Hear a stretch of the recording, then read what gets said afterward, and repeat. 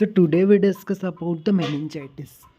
What is meningitis? Meningitis is acute infection of meninges present with characteristic combination of pyrexia, headache and meningism. So in meningitis, headache, meningism and pyrexia. Meningism क्या है? Meningism means headache, photophobia, stiffness of neck, often accompanied by other sign of meningeal irritation, including Corning sign. What is Corning sign? Extension at the knee with the hip joint flex cause spasm in the hamstring muscle. So basically, Corning sign is extension at the knee with the hip joint flex. Extension है knee का with hip joint flex causes spasm in the hamstring muscle. Hamstring muscle में spasm आएंगे, उसको कहेंगे अपन कार्निंग sign. यहाँ पे नी में extension, hip joint पे फ्लेक्सन, इसकी वजह से हैमस्ट्रिंग में स्पाजम, कार्निंग साइन कहलाएगा. और what is Brudzinski sign? Brudzinski sign means passive flexion of the neck causes flexion of the hip and knee. यहाँ पे ब्रूडजिंस्की साइन में फ्लेक्शन होगा हिप एंड नी पे. क्यों? क्योंकि पैसिव फ्लेक्शन हो रहा है नेक में. ठीक है, तो यहाँ पे हमने देखा बेसिकली जो मेनिंजाइटिस है इसमें हेडेक, पायरेक्सिया एंड मेनिंजिज्म देखने को मिलेगा. In meningism consist of headache, photophobia and stiffness of the neck.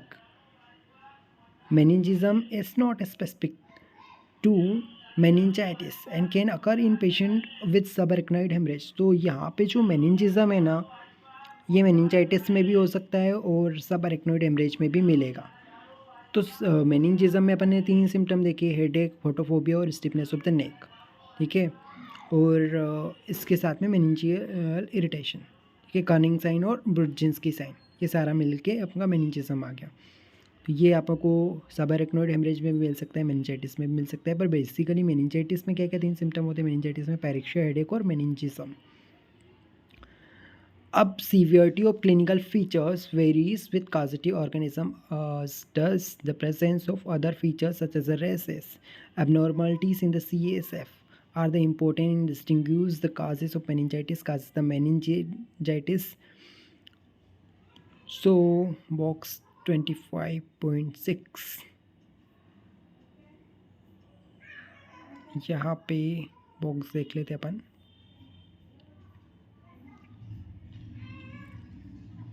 Causes of meningitis. Basically infective, non infective, 2 type की मेनिंजाइटिस अपन को देखने को मिलेगी. तो इन्फेक्टिव में काजेटिव ऑर्गेनिज्म आपका बैक्टीरिया, वायरस में कौन कौन से आ जाएंगे? एंटेरो वायरस, कोक्साकी वायरस और mumps, influenza, herpes simplex, varicella zoster, HIV, Epstein Barr, Mollaret meningitis, lymphocytic chorio meningitis. Enterovirus, mumps, influenza, herpes simplex, varicella zoster, Epstein Barr virus, HIV, lymphocytic chorio meningitis, Mollaret's meningitis, herpes simplex type 2. Protozoa and parasites में cysticerci, amoeba.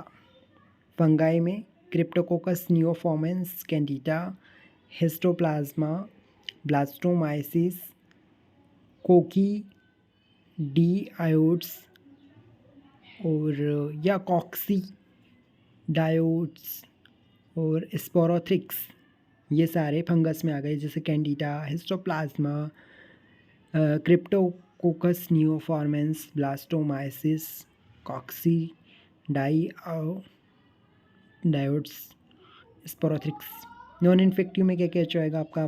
Malignant disease में breast cancer, bronchial cancer, leukaemia, lymphoma. ये malignant disease associated हो सकती है meningitis के साथ. Breast cancer, leukaemia, lymphoma, bronchial cancer. और inflammatory disease में साइकोडोसिस, बेकेट्स डिसीज़ और सिस्टेमिक ल्यूपस एरिथेमेटस.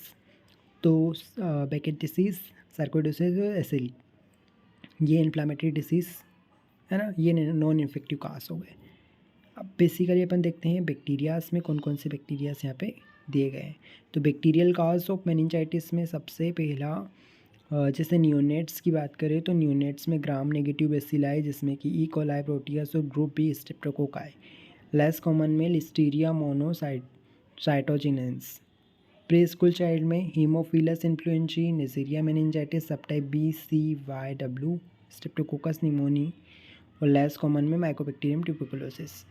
अल्डर चाहे एज ग्रुप की बात करें या एडल्ट की बात करें तो इसमें आ जाएगा नेज़ेरिया मेनिंजाइटिस सब types B, C, Y, W, ठीक है, स्ट्रेप्टोकोकस निमोनी, और लेज़र में आ जाएगा एल मोनोसाइटोजिन्स मतलब लिस्टीरिया मोनोसाइटोजिन्स, और Mycobacterium tuberculosis, staphylococcus aureus, skull fracture and Haemophilus influenza. तो बेसिकली हमने बैक्टीरियाज के नाम देखने हैं, ठीक है। नेज़ेरिया हो गया, स्ट्रेप्टोकोकस हो गया और हीमोफिलस हो गया, सारे बेसिलाई बैक्टीरियाज हैं। एम ट्यूबरकुलोसिस, लिस्टीरिया हो गया, ये सब मेनिंजाइटिस कराते हैं, ठीक है। अब बेसिकली हम टाइप्स की बात करें तो viral meningitis virus are most common cause of the meningitis, usually resulting in the benign and self-limiting illness requiring no specific therapy. It is much less serious than the bacterial meningitis unless there is associated encephalitis. Viral meningitis bacterial से कम serious होती है जब तक कि वहाँ पे कोई other associated एंसेफ्लाइटिस वगैरह ना हो। अगर एंसेफ्लाइटिस है तो वायरल वाला थोड़ा सीरियस हो सकता है। A number of virus can cause meningitis. The most common benign enterovirus, ठीक है, where specific immunization is not employed. The mumps virus is common cause, ठीक है, एंटेरोवायरस मम्प्स वगैरह ये सब होते हैं। और क्लिनिकल फीचर्स की बात करें वायरल मेनिंजाइटिस में, वायरल मेनिंजाइटिस का occurs mainly in the children and young adults with acute onset of headache, irritability and rapid development of meningism. हमने देखा था ना meningism क्या होता है। meningism means यहाँ पे आपका हेडेक होगा, फोटोफोबिया होगा और stiffness of the neck often accompanied by other signs of meningeal irritation including carning sign means extension at the knee with the hip joint flexed causes spasm in the hamstring muscle, and Brudzinski signs means passive flexion of the neck muscle causes flexion of the hip and knees.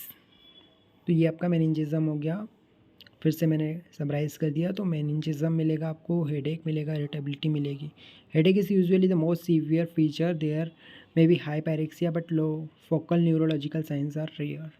High pyrexia मिलेगा आपको viral meningitis में, headache मिलेगा, severe headache.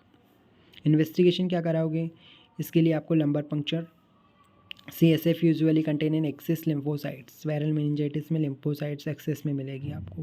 Glucose and protein level जो है normal मिलेगा viral में, और the letter में भी राइज्ड, प्रोटीन राइज भी हो सकता है बट ग्लूकोज नॉर्मल मिलेगा वायरल में। It is important to verify the patient has not receive antibiotics prior to the lumbar puncture. CSF lymphocytes can also be found in the partially treated bacterial meningitis. Management कैसे करोगे, there is no specific treatment and the condition is usually benign and self limiting. The patient should be treated symptomatically in a quiet environment. Recovery usually occurs within a days. Although lymphocytes pleocytosis may persist in the CSF, meningitis may also occur as a complication of the systemic viral infections such as the mumps, measles infection, mononucleosis, herpes zoster and hepatitis. Whatever the virus, complete recovery without specific therapy is the rule. Basically इसमें क्या है कि no specific treatment, benign में self limiting रहेगा और symptomatically treatment देना पड़ेगा। With in days इसका रिकवरी हो जाएगी।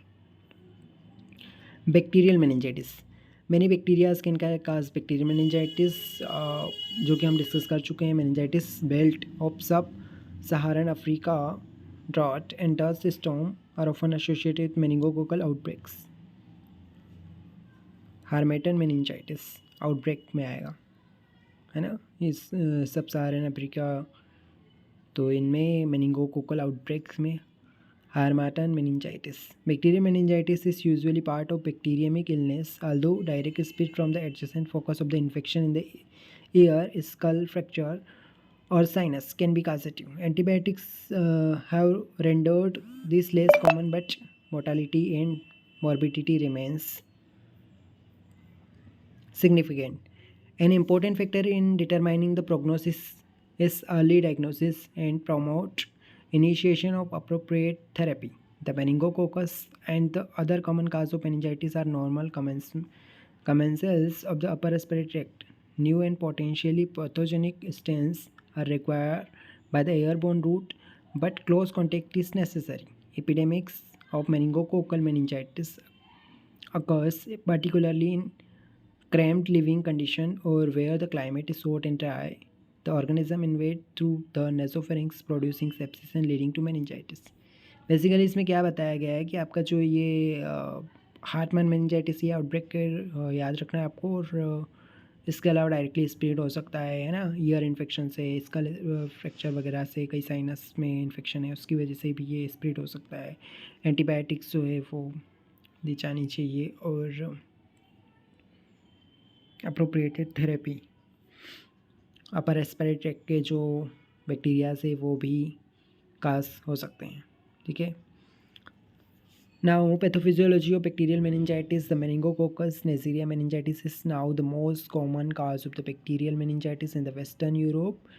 आफ्टर स्ट्रेप्टोकोकस निमोनी मेनली क्या है, नेज़रिया मेनिंजाइटिस मेन है। उसके बाद Streptococcus pneumoniae file the USA में Haemophilus influenzae remains common. In India Haemophilus influenzae B and Streptococcus pneumoniae are probably the most common cause of the bacterial meningitis in India. याद रखना है, Haemophilus influenzae B and Streptococcus pneumoniae are the most common cause of the bacterial meningitis. और specially in the childrens, Streptococcus suis is rare genetic cause of the meningitis associated with porcine contact. Infection stimulate an immune response causing the pia-arachnoid membrane to become congested and infiltrate. यहाँ पे जो pia-arachnoid membrane है वो congested मिलेगी। Infiltration with the inflammatory cells pus then forms in the layers which may larger later organize to form the adhesion. तो सबसे पहले यहाँ पे pia-arachnoid membrane में क्या होगा, congestion, यहाँ पे इन्फ्लामेटरी सेल्स का इन्फिल्ट्रेशन होगा, फिर पल्स बनेगा लेयर्स के बीच में और फिर बाद में एडिशंस भी बन सकते हैं। These may obstruct the free flow of the CSF leading to hydrocephalus और they may damage the cranial nerve. Hydrocephalus होगा आगे जाके, क्रेनियल नर्व डैमेज हो सकती है बेस ऑफ द ब्रेन में, और हियरिंग लॉस हो सकता है कॉम्प्लिकेशन के तौर पे। CSF प्रेशर बढ़ा हुआ मिलेगा और प्रोटीन कंटेंट यहाँ पे इंक्रीज रहेगा। Cellular reaction with various type and severity according to the nature and inflammation of the causative organism, and obliterative and arthritis of the leptomeningeal arteries, and arthritis भी मिल सकता है leptomeningeal arteries में। passing through the meningeal exudate may produce secondary cerebral infarction। secondary cerebral infarction यहाँ मिलेगा bacterial meningitis में। और pneumococcal meningitis is often associated with very purulent CSF, पस मिलेगा CSF में, और high mortality especially in older adults। Clinical features bacterial meningitis में क्या रहेगा, headache, drowsiness, fever, neck stiffness, usual presenting feature. तो हेडेक मिलेगा, ड्राउसीनेस और नेक स्टिफनेस और fever. In severe bacterial meningitis the patient may become comatose later developing focal neurological signs. 90% of the patient with meningococcal meningitis will have two of the following, fever, neck stiffness और altered consciousness. Fever मिलेगा, neck stiffness मिलेगी और consciousness alter रहेगी, races भी मिल सकते हैं। किन cases में, मेनिंगोकोकल मेनिंजाइटिस में 90% जो पेशेंट हैं मेनिंगोकोकल मेनिंजाइटिस के, उसमें fever, neck stiffness, consciousness alter और रेसेस मिलेंगे। जब ये सेप्सिस के साथ अकम्पनाई होगा तो वहाँ पे क्या होगा, रैपिडली एब्रप्ट ऑनसेट मिलेगा और cerebral oedema. Complications of meningococcal sepsis are listed in the 25.64.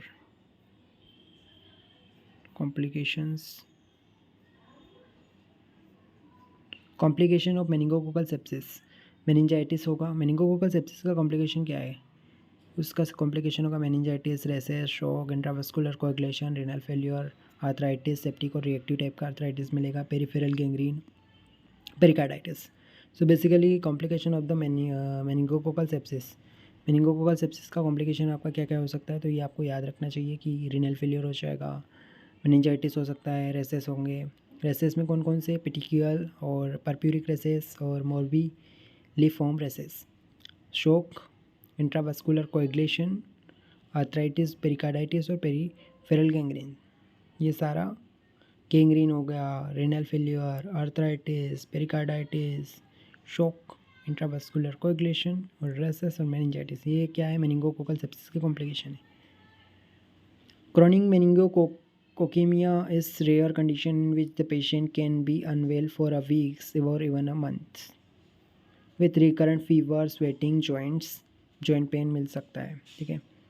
और in pneumococcal and Haemophilus infection there may be accompanying otitis media. Pneumococcal और हीमोफिलस में ओटाइटिस मीडिया भी मिल सकता है। न्यूमोकोकल मेनिंजाइटिस में भी associated with the pneumonia and occurs specially older patient and alcoholics as well as those with hypersplenism. Listeria monocytogenes is increasing cause of meningitis and रोम्बोएन्सेफेलाइटिस।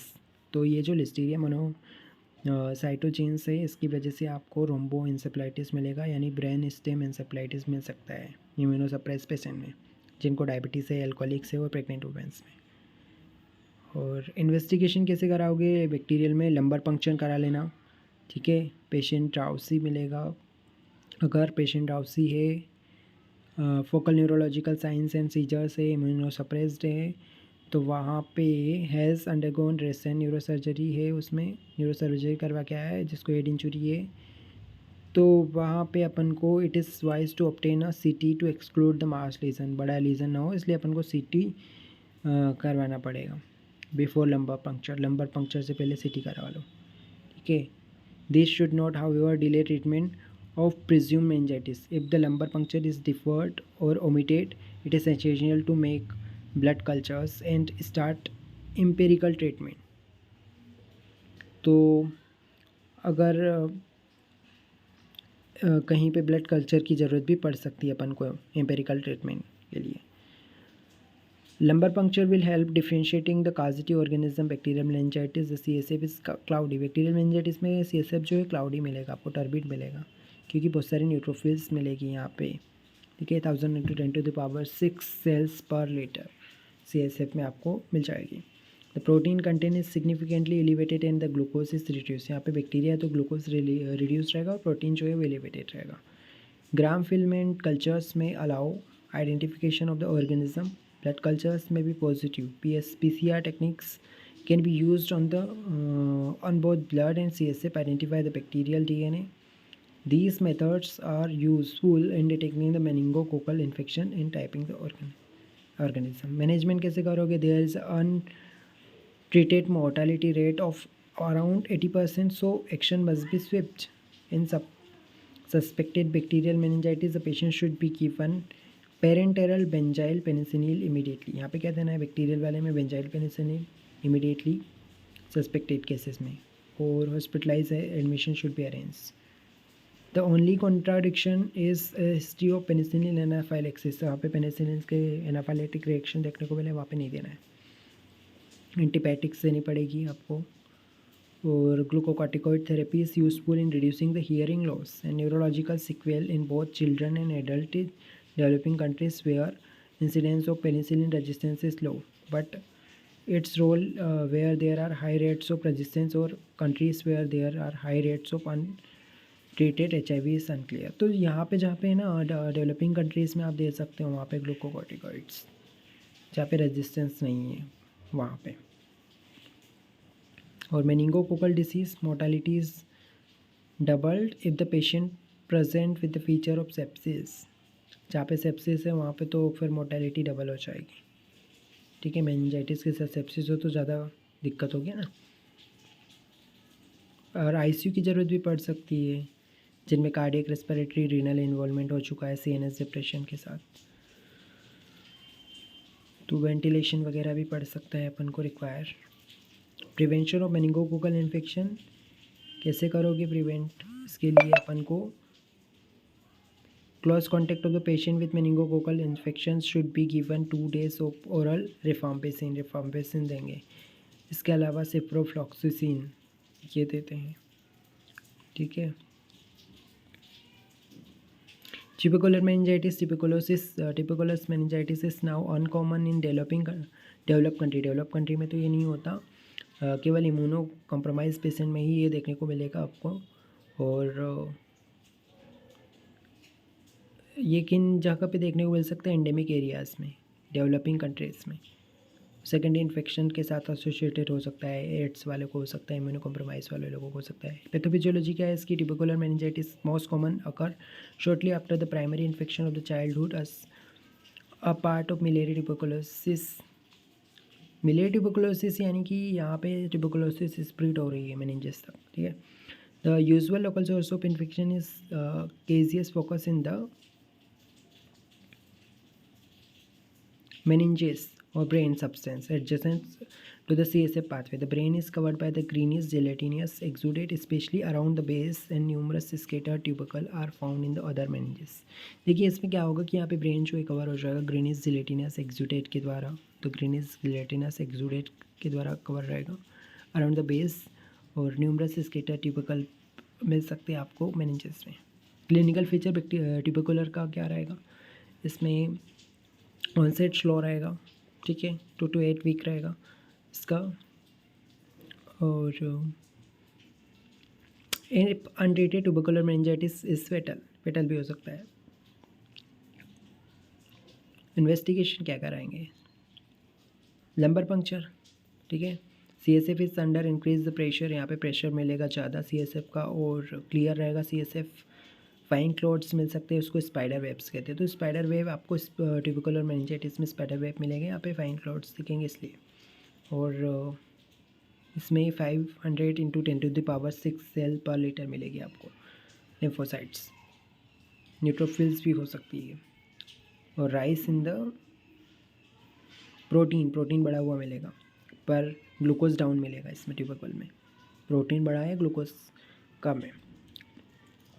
और the tubercle bacilli may be detected in a smear of the centrifuge deposit from the CSF, but a negative result does not exclude the diagnosis. The CSF should be cultured, but as this result will not known for up to 6 weeks, क्योंकि इसका थोड़ा late symptom आएंगे इसलिए इसमें delay हो जाएगा। Treatment must be started with the waiting, confirmation का wait करना पड़ेगा इसमें ट्यूबरकुल में। और ब्रेन इमेजेस में हाइड्रोसेफेलस भी हो सकता है, ब्रिस्क मेनिंजियल इन्हेंसमेंट और इन्हेंस CT और MRI। मैनेज कैसे करोगे, सस्पेक्टेड केसेस को कीमोथेरेपी या पैराजामाइड देना पड़ेगा, glucocorticoids, anti tubercular therapy. Other form of meningitis में क्या आएगा, focal meningitis. Focal meningitis specially Cryptococcus में मिलेगी, इम्यूनो कॉम्प्रोमाइज लोगों में, HIV वालों में, ठीक है।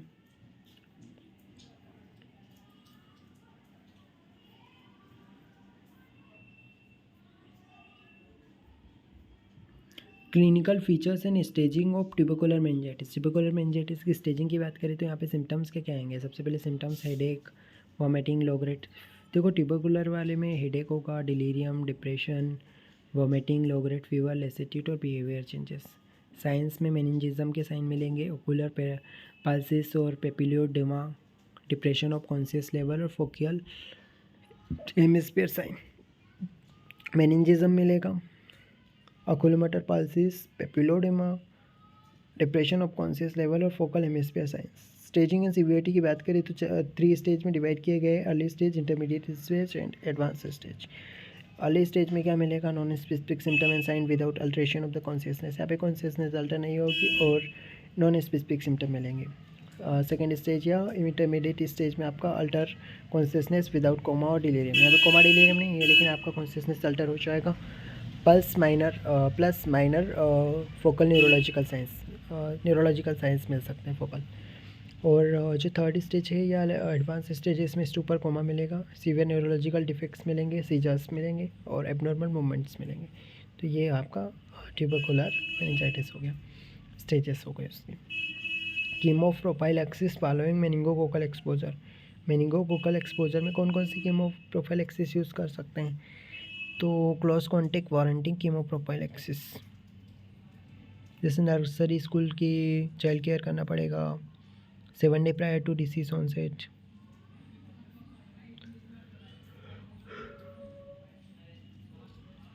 यहाँ पे कीमोथेरेपी बताइए बैक्टीरियल मेनिंजाइटिस के लिए, जैसे कि नेजेरिया के लिए बेंजाइल पेनिसिलिन, स्ट्रेप्टोकोकस के लिए अपन को सेपोटेक्साइम और सेप्ट्रिक्सोन देना पड़ेगा, और स्ट्रेप्टोकोकस निमोनिया के लिए अपन को वेनोवाइसिन और रिफॉम्पिसिन, हीमोफिलस इन्फ्लुएंजा के लिए सेपोटेक्सामिन, सेप्ट्रिक्सोन, और लिस्टीरिया के लिए अपन एम्पिसिलिन और जेंटामाइसिन, और स्ट्रेप्टोकोकस स्विस के लिए आपको सिफोटेक्साइम और सेप्ट्रिक्सोन देना पड़ेगा।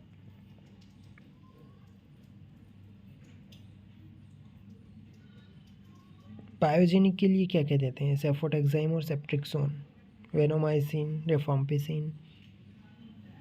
जिनमें रेजिस्टेंट हो ना उनके लिए वेनोमाइसिन, रिफाम्पिसिन, और जिनमें रेजिस्टेंट नहीं हो उनमें सेफोटेक्सिन और सेप्ट्रिक्सोन दे सकते हैं।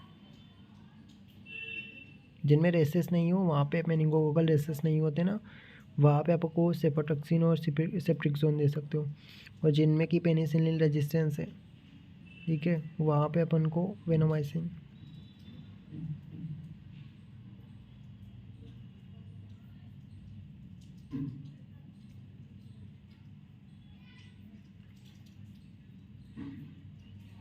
मेनिंजाइटिस का इन्वेस्टिगेशन कैसे करते हैं? जैसे सबसे पहले resuscitate and stabilise the patient, initial state blood culture, polymerase chain reaction, throat swab लेंगे सबसे पहले तो, फिर एम्पेरिकल एंटीबायोटिक्स देंगे। फिर अगर वो डाउसीनेस में है या फोकल साइंस आ रहा है कि नहीं आ रहा है, अगर आ रहे हैं डाउसीनेस वाले साइन या फोकल साइंस आ रहा है तो वहाँ पे अपन को सीटी करवाना पड़ेगा। उसके बाद कोई मास लीजन नहीं है, हाइड्रोसेफेलस वगैरह नहीं है, तो कोई लंबर पंक्चर के कॉन्ट्राइंडिकेशन नहीं है तो वहाँ पे लंबर पंक्चर करा लो। और इसमें भी यही है कि अगर नहीं मिल रहा है ड्राउसी फोकल साइन तो वहाँ पे लंबर पंक्चर की कोई कॉन्ट्राइंडिकेशन नहीं है तो लंबर पंक्चर कराओ।